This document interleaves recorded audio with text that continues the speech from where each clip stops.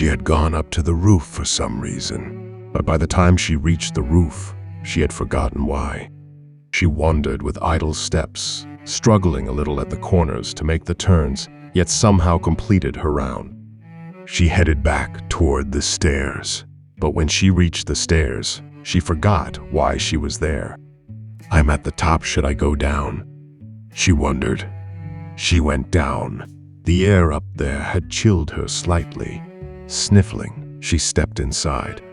Her husband called from the kitchen. Did you check, love? What was the problem?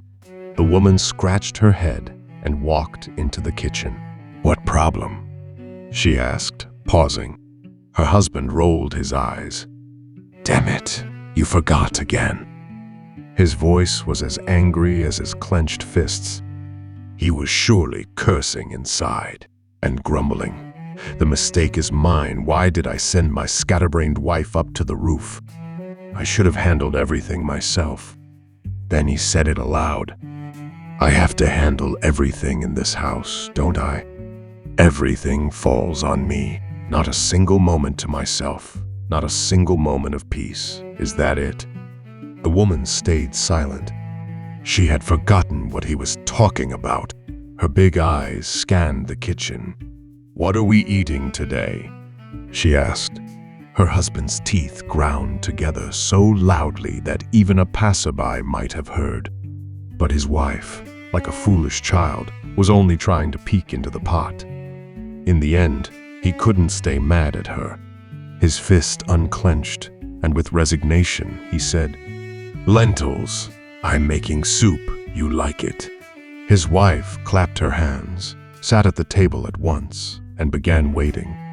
The man took out the bowls, lined up the spoons, and tucked a napkin beside each. He was pleased with his soup. He loved cooking. With the flair of a chef, he ladled it, first swirling it under his nose. Eyes closed as he inhaled the aroma, humming in satisfaction. He filled a bowl for his wife first, then one for himself. He set out the sliced lemons he'd prepared on a plate. Excited, the woman tried to swallow a huge spoonful, but moments later, she was gasping, mouth open, yelling it burns. The man felt as if his heart were being squeezed by pliers. Ah, woman, I just turned off the stove, didn't you see? Be careful. He took the spoon from her hand, blowing on her open mouth. Once the burning eased, he handed the spoon back.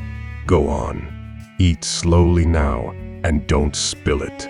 When the meal was over, they were in the living room, in their usual spots.